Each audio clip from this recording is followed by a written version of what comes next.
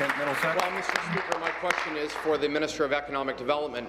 Speaker, recent reports have come out which raise some serious questions about the lack of judgment, oversight and long-term planning within the Ministry of Economic Development.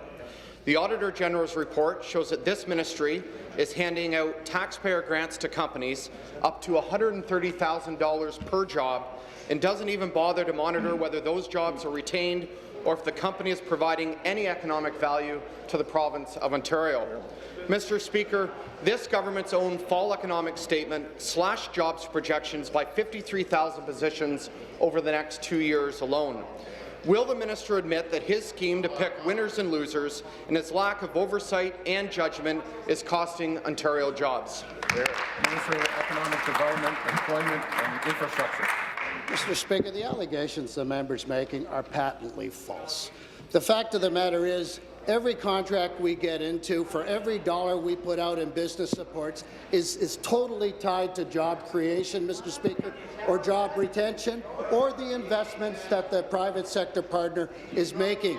And if, Mr. Speaker, they don't comply with their end of the bargain, either the money doesn't flow, because it often flows in phases, or, Mr. Speaker, it gets clawed back.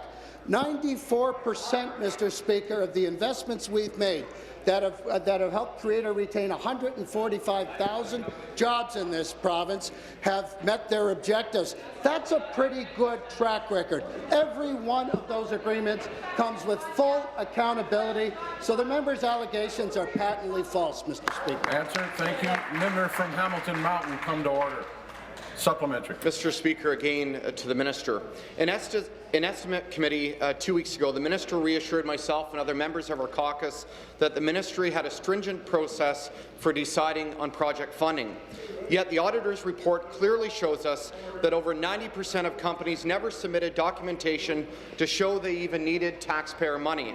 It also highlighted numerous instances of companies closing soon after receiving funding or the government even writing off loans. Mr. Speaker, using taxpayer dollars to hand out big checks to big companies that don't even need them doesn't benefit the people of Ontario. It benefits Liberal politicians who like favourable press releases. Mr. Speaker, how can people trust this government with their money when this minister is practicing crony capitalism instead of sound economic management? Thank you. Minister. Mr. Speaker, we've put into place a very stringent level of accountability, both within the prioritization of these projects, Mr. Speaker, and the amount of information that companies have to share with us before they get approved. Only 1 in 100 companies that have inquired through these funds, Mr. Speaker, actually makes it through the screen. We look at everything from whether the company would have made the investment in the first place, to the rate of return for taxpayers, Mr. Speaker, to the level of investment that goes into productivity improvement, to the level of investment that goes towards innovation, to the level of investment that goes towards exporting. Mr. Speaker, there is probably not a jurisdiction anywhere in North America, if not anywhere in the world today, that has a process, Mr. Speaker, that's that stringent. Mr. Speaker, we'll continue to make these investments. We're going to create jobs in this province. The opposition might not be on side, but workers in Ontario are, Mr. Speaker.